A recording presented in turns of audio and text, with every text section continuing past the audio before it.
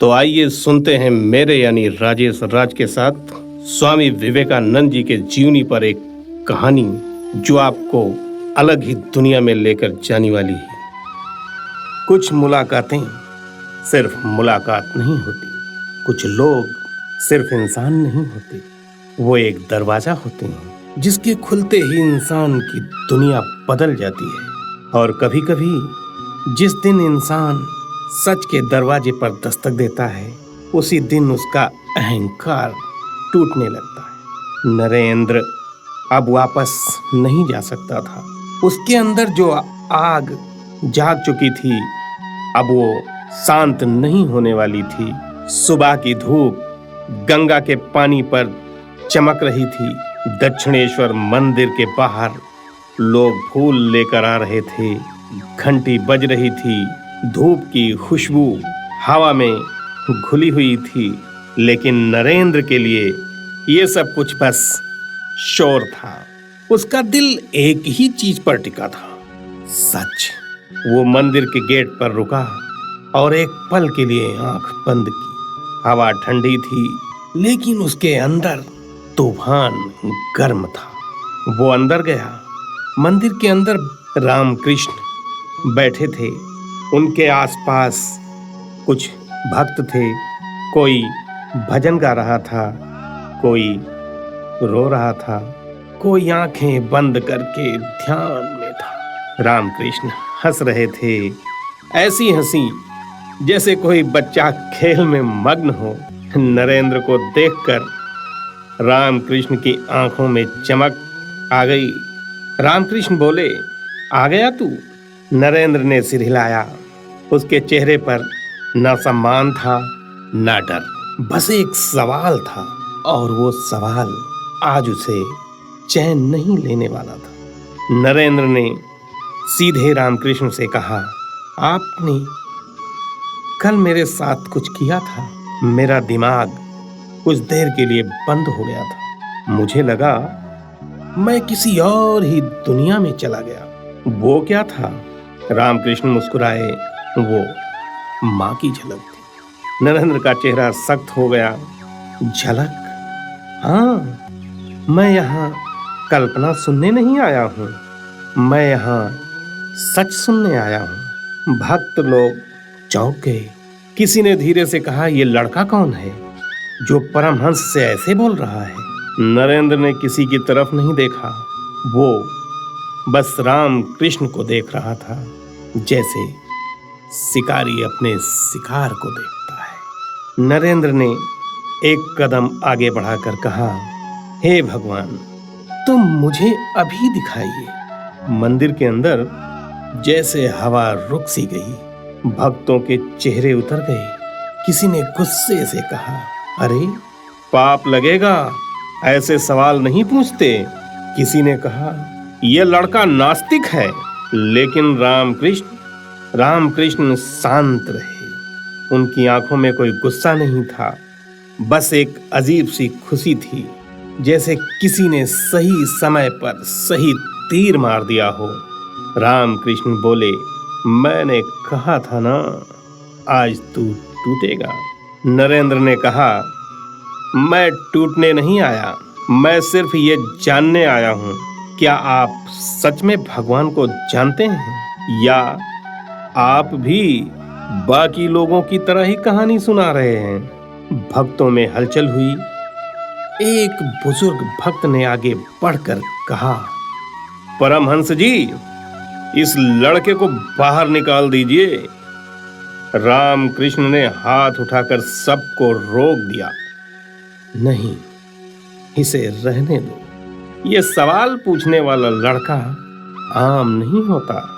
रामकृष्ण ने नरेंद्र की तरफ देखा और बहुत धीरे से कहा, तू सच का भूखा है नरेंद्र, और सच भूखे को ही मिलता है। रामकृष्ण उठे। धीरे धीरे चलते हुए मंदिर के एक कोने में गए। वहां एक छोटा सा कटोरा रखा था, जिसमें थोड़ा सा प्रसाद था। रामकृष्ण ने कटोरा उठाया और नरेंद्र की तरफ बढ़ा दिया। खा ले। नरेंद्र चौंक गया। ये क्या? रामकृष्ण बोले, खा ले और फिर पूछना जो पूछना है। नरेंद्र ने कटोरा हाथ में लिया, प्रसाद देखा और उसके मन में अचानक अपनी माँ की भूखी आंखें घूम गई। वो पल भर के लिए कमजोर पड़ गया, लेकिन फिर उसने खुद को संभाला। नरेंद्र ने प्रसाद खा लिया। रामकृष्ण मुस्कुराए।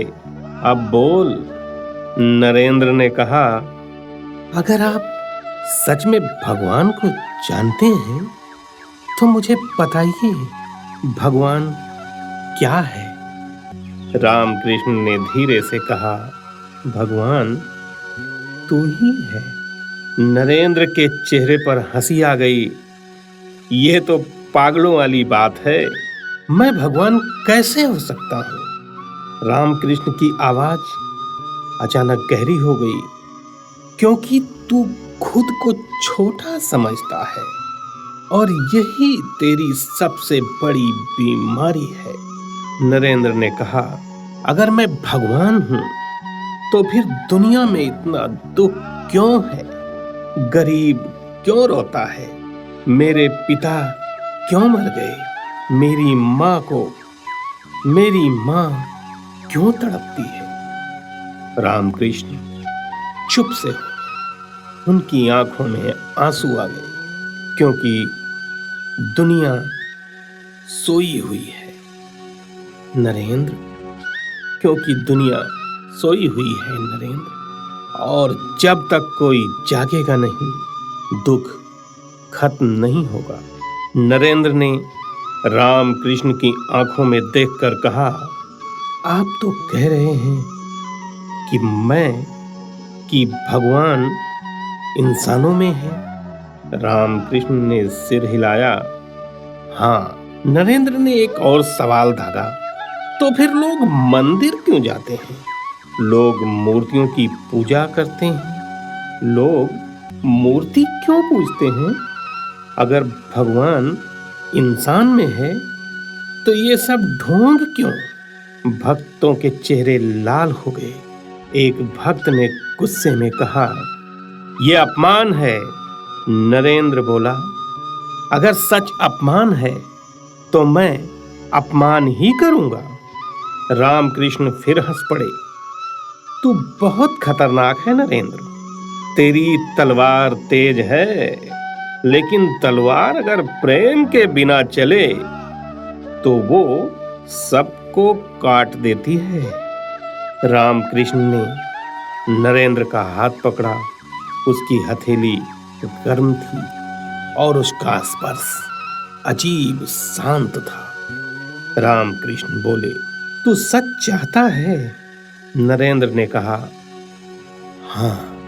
रामकृष्ण बोले, तो सुन, सच हमेशा आंखों से नहीं दिखता, सच अंदर उतरता है। रामकृष्ण ने नरेंद्र को मंदिर के पीछे ले जाकर गंगा के किनारे बिठाया। गंगा का पानी धीरे धीरे बह रहा था। हवा एक ठंडी थी। हवा में एक ठंडक थी, और उस ठंडक में किसी पुराने दुख की खुशबू थी, और उस ठंडक में किसी पुराने दुख की खुशबू थी। रामकृष्ण बोले, नरेंद्र, तू पूछता है भगवान कहाँ है? भगवान यहाँ है। जहाँ कोई भूखा रोता है, भगवान वहाँ है। जहाँ कोई माँ रात को अपने बच्चे के लिए रोती है, भगवान वहाँ है। जहाँ कोई इंसान अपनी इज्जत बचाने के लिए मर जाता है। नरेंद्र का गला भर आया। उसने धीरे से कहा, तो फिर मैं क्या करूं? रामकृष्ण ने उसकी आंखों में देखा और एक ऐसा वाक्य बोला जो नरेंद्र की आत्मा में आग की तरह उतर गया, दुनिया को बचा। नरेंद्र की सांस रुक गई। मैं। रामकृष्ण बोले, हाँ तू तू सिर्फ पढ़ाई के लिए नहीं बना, तू सिर्फ अपने घर के लिए नहीं बना, तू उस आग के लिए बना है जो हजारों लोगों को जगा दे। नरेंद्र की आंखों से आंसू निकल आए। उसने खुद को रोकने की कोशिश की लेकिन नहीं रोक पाया। वो रोने लगा, ऐसा रोना जैसे कोई आदमी पहली बार अपने अंदर की सच्चाई को देख ले। नरेंद्र ने कहा, मैं डरता हूं, अगर मैं गलत निकला तो। रामकृष्ण ने उसके कंधे पर हाथ रखा। गलत निकलना ही सही रास्ते का हिस्सा है, लेकिन डर के साथ जीना सबसे बड़ा पाप है। नरेंद्र चुप था। गंगा बह रही थी, हवा चल रही थी और रामकृष्ण की आवाज, नरेंद्र, तू मेरे पास रोज आएगा, तू सवाल पूछेगा, तू लड़ेगा, तू टूटेगा और फिर तू बनेगा। नरेंद्र ने सिर झुका दिया।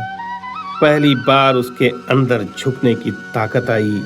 उसने झुकना नहीं, और झुकना हार नहीं होता, झुकना सीखने की शुरुआत होती है। नरेंद्र मंदिर से बाहर निकला।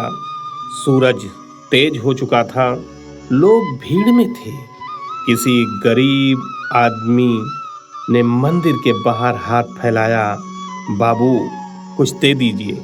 नरेंद्र ने उसकी आंखों में देखा और उसे लगा उस गरीब की आंखों में भगवान बैठा है।